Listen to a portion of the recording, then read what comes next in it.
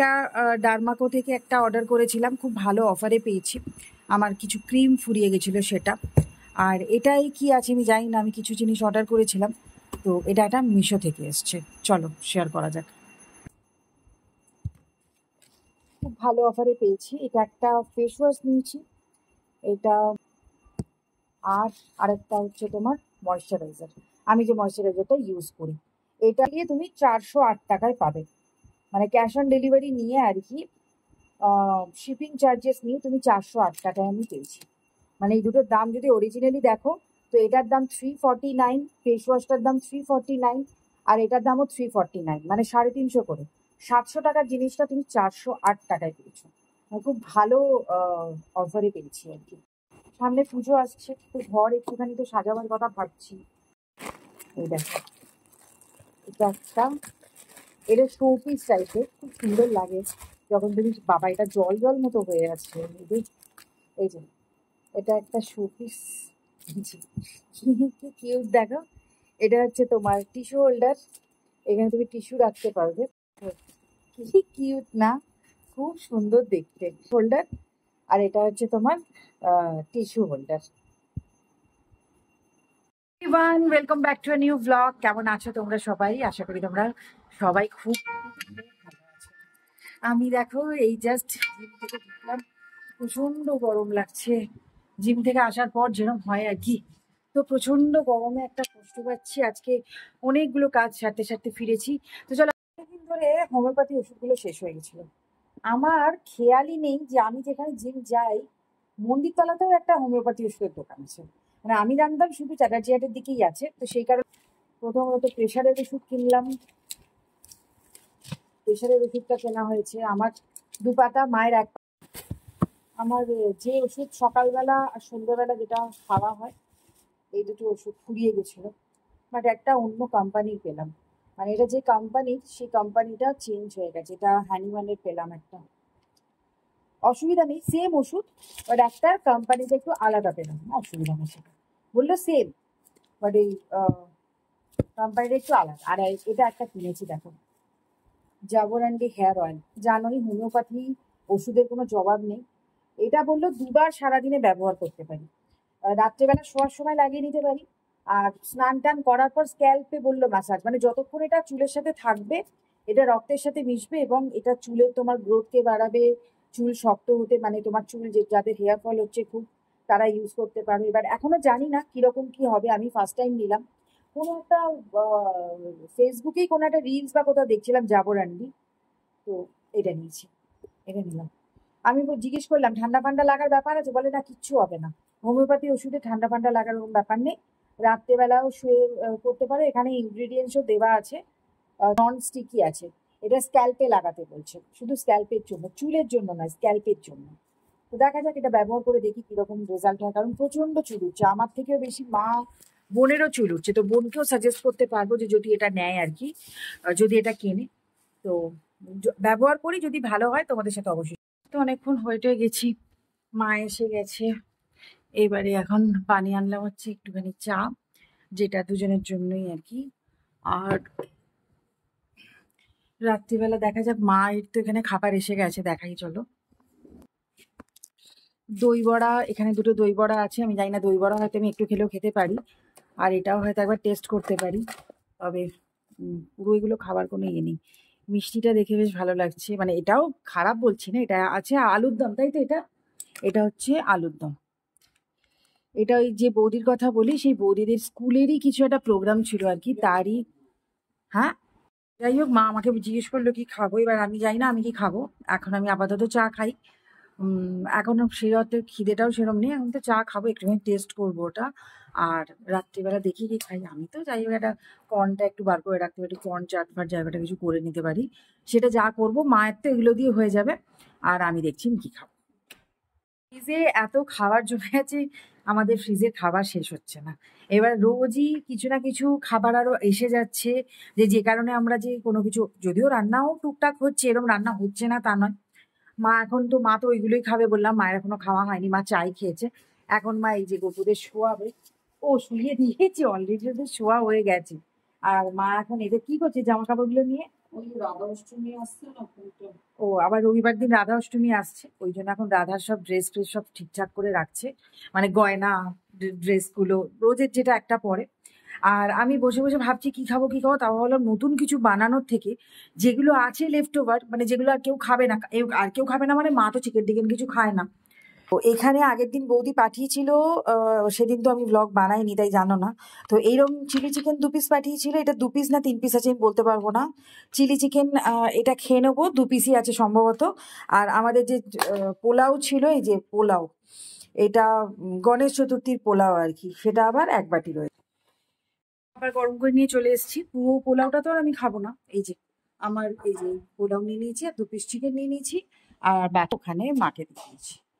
এখন ঘড়িতে বাজছে হচ্ছে 12টা 15। মোটামুটি খাওয়া দাওয়া সমস্ত কিছু অনেকক্ষণই কমপ্লিট হয়ে গেছে। তারপর একটা ফোন এসেছিল, সেই ফোনে আমি কথা বলছিলাম।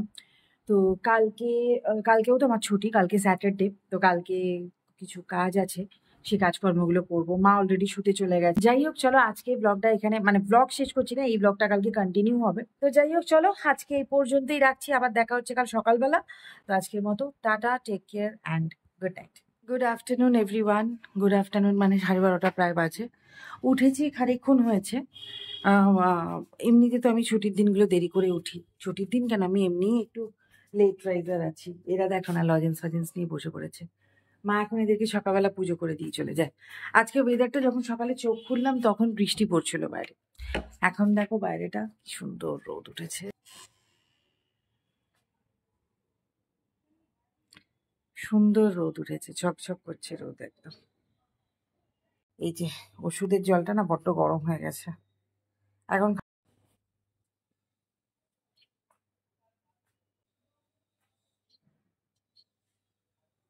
দেখো আমি কি দেখলাম, একটা বড় ইঁদুর না ছুঁচো জানি না মরে পড়ে আছে। এবার যে ছেলেটা ঝাড় দেয় সেও আসেনি, জানি না এটা কি হবে, এটাকে তো ফেলতে হবে। এবারে যে ছেলেটা আসে ঝাড় দিতে, সেও তো আজ সকাল থেকে আসেনি, এটা এখানে এলো কি করে সেটাও বুঝতে পারছি না।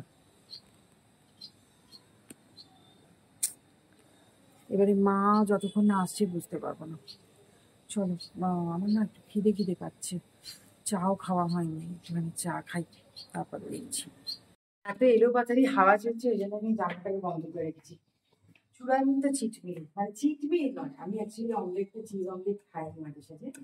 আমার চিটমিল বলে কোনো কিছু নেই, আমার কাছে সবটাই মিল। আর এরকম খাওয়া দাওয়ায় আমি খুব একটা ইয়ে করি না। তো এখন একটা খাবো হচ্ছে চিজ অমলেট, আর তার সাথে একটা দুধের চা। ওই দুধ চাটাই আমি বলতে চাইলাম অ্যাকচুয়ালি, কারণ দুধ চা সচরাচর সকালবেলা থেকে আমি খাই না। মানে যাই না, আমি পরে খাই, মানে বিকেলবেলা খেতে পারি, মানে সন্ধ্যেবেলা কোনোদিন ইচ্ছা হলে খেতে পারি, বা সকালবেলাটা আমি খুব একটা খাই না। আজকে আমি ওটা খাচ্ছি, সেই জন্য আমি বলতে পারলাম। বাট ওই হিসেবে চিট মিলসের নয়, আমি সবকিছু খাই, আমার খাওয়া দাওয়ায় কোনো রেস্ট্রিকশন নেই। আমি যেরকম জিম করছি তার সাথে সাথে খাবো না, কারণ আমি জিম করছি ফিট থাকার জন্য, তাহলে আমার খেতেও হবে। এই জন্মাষ্টমীর সময় থেকে চা পাতাটা, গুঁড়ো চা পাতা, আমাদের তো এমনি পাতা চাপা চা আসে, কারণ আমরা যেহেতু ব্ল্যাক টি খাই, মাও তাই, মা তো দুধ চা খাই না। সেটা সে কবে থেকে এনে রেখেছে, সেটা ঢালা আর হয় না। আমার যে চা পাতা সেটা প্রায় শেষের পথে। এই যে হাফ হাফ দেবো চিনি, পুরোটা দেবো না, একটু তার চিজ শেষ হয়ে গেছে, তাই না হাফ দেবো।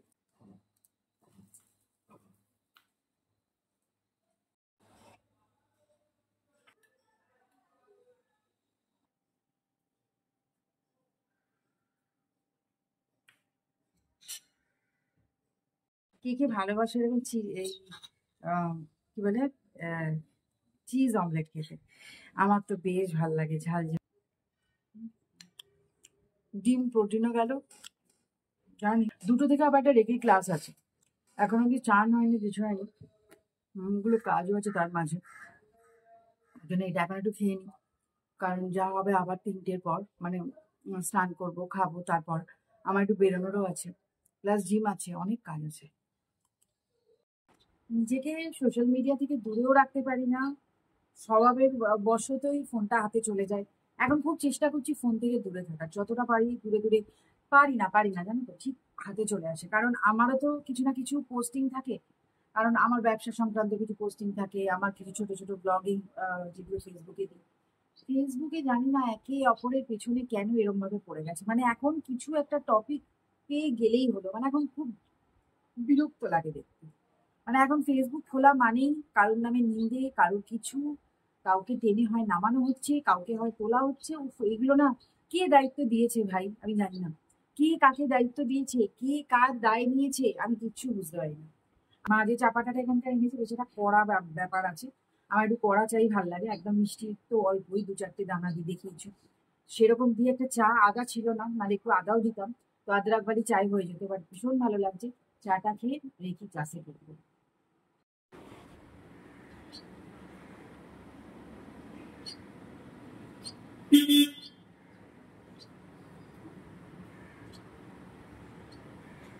ছুঁচোর কাণ্ড মিটেছে, কারণ ছুঁচোটা ওই ছেলেটাই এসেছিল যে এখানে ঝাঁট দেয় আর কি বাইরেটা, তো ও ছুঁচোটাকে ফেলে দিয়েছে, প্লাস আমার গাড়িটাও খুব ভালো করে ধুয়ে দিয়েছে।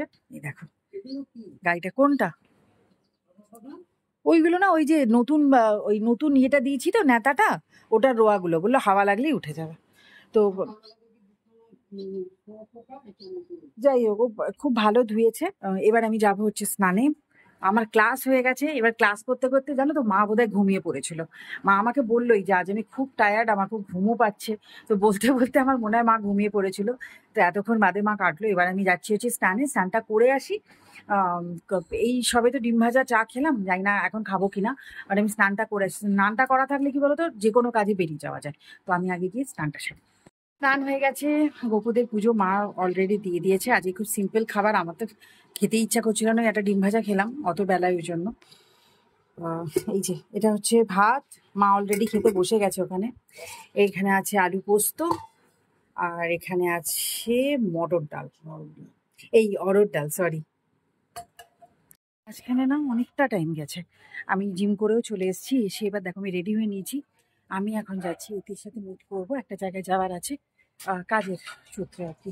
তো অনেকটা টাইম মাঝখানে চলে গেছে, সে যে খাওয়া দাওয়া করলাম, তারপরে বেরিয়েছিলাম একটুখানি এদিক ওদিক, একটুখানি দরকারে বেরিয়েছিলাম। তারপর এসে জিমে গেছিলাম, জিম থেকে এই ফিরে জাস্ট দাঁড়ায়নি, বেরিয়ে পড়লাম। এখন ঘুরতে বাজে হচ্ছে 8টা, মানে 7টা 55, এই 8টা বাজে আর কি। তো চলো যাওয়া যাক। এই টপটা অনেক দিন বাদে পড়লাম, অনেক দিন বাদে। বেরিয়ে টোটো পেয়ে গেছিলাম খুব তাড়াতাড়ি। এই রাস্তাগুলো দেখলে না চলতে চলতে এখনও মনে হয় এই তো সেদিনের কথা, এই তো সেদিনে জীবনটা শুরু করলাম। আসলে হাওড়া থেকেই তো আমার লাইফ স্টার্ট। এখন এখানে কত কিছু পাল্টে গেছে, কত নতুন দোকান হয়ে গেছে, কত রেস্তোরাঁ হয়ে গেছে, রাস্তাঘাট কত উন্নত হয়ে গেছে। আগে কিছুই ছিল না জানো, যখন আমি ছোট ছিলাম, যখন এই হাওড়াতে আমি থাকতাম, যে টাইমে আমার হাওড়াতেই আমি প্রেমও করেছি, জীবনে প্রথম বিয়েও করেছি, আমার মেয়েও হয়েছে, সমস্ত কিছুই তো আমার হাওড়াতে। তো এখন আমি হাওড়াকে ঠিক চিনতে পারি না, মানে অ্যাটলিস্ট এই জায়গাটা।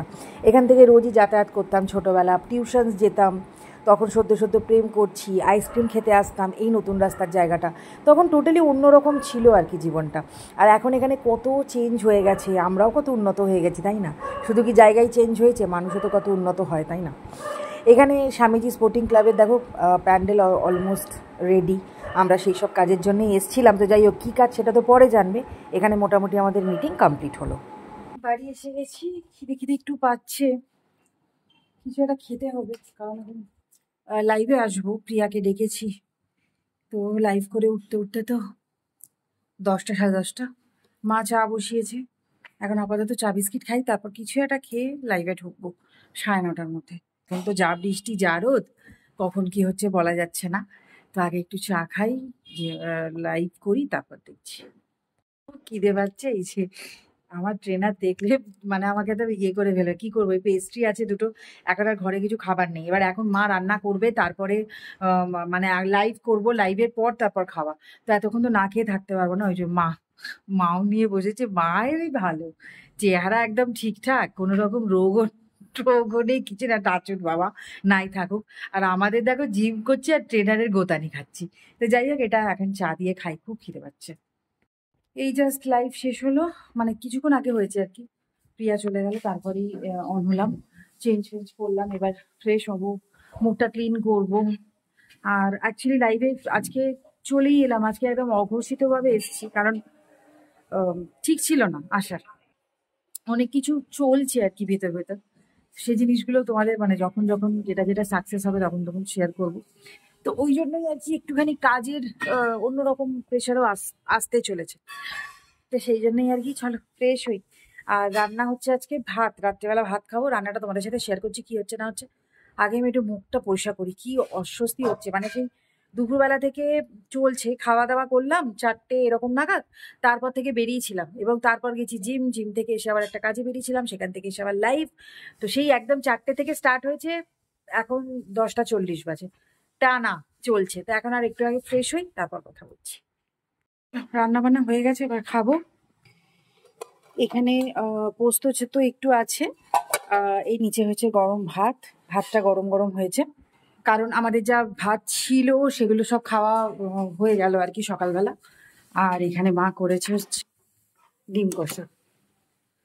3টে ডিম দেখছো, একটা একটু ভাঙা ভাঙা মতো হয়ে গেছে। মা বললো ওটা কেমন হবে না হবে জানি না, তারপর দেখলাম যে কোনো গন্ধ টন্ধ নেই। তো মাকে বললাম তুমি একটা আলাদা করে নাও, যদি ওটা হয় আমি খাবো, আদারওয়াইজ খাবো না। তো এই আজকে খাওয়া, এখন করব ডিনার। বাজে এখন খাওয়া দাওয়া তো অনেকক্ষণ হয়ে গেছে। হয়ে যাওয়ার পর আমি একটু টিভি ফিভি দেখছিলাম। তো এখন ঘড়িতে বাজে হচ্ছে 12টা 20। এবার যাবো হচ্ছে শুতে। কালকে মান্থ এন্ড, আজকে একটু ভাবছিলাম কিছু কাজ গুছিয়ে শোবার। কয়েকদিন ধরে না আমি ঘুমের ওষুধটা খাচ্ছি না, কারণ চেষ্টা করছি যাতে ঘুমের ওষুধটা না খেতে হয়। কিন্তু ঘুম প্রচণ্ড পাচ্ছে, কিন্তু আমি কেন জানি না বিছানায় শুলে হচ্ছে না। কি সমস্যা হচ্ছে এটা সত্যিই বোঝা যাচ্ছে না। ব্লগটা এই পর্যন্তই রাখছি। ব্লগটা আমি কাল থেকে স্টার্ট করেছিলাম, তো একদম এখন তো কোথাও মানে একদম পুরো নর্মাল যেরকম ডেইলি ব্লগ হয় আর কি সেরকম ব্লগই দিচ্ছি। কেমন লাগলো ব্লগটা অবশ্যই জানিও। প্লিজ একটু চ্যানেলটাকে সাবস্ক্রাইব করে দিও। আর কিরকম ধরনের ব্লগ এলে ভালো লাগে সেটাও যদি তোমরা সাজেস্ট করতে চাও করতে পারো। তো আজকের মতো এই পর্যন্ত, টাটা, টেক কেয়ার। আবার দেখা হবে একটা নতুন ব্লগের সঙ্গে। Good night.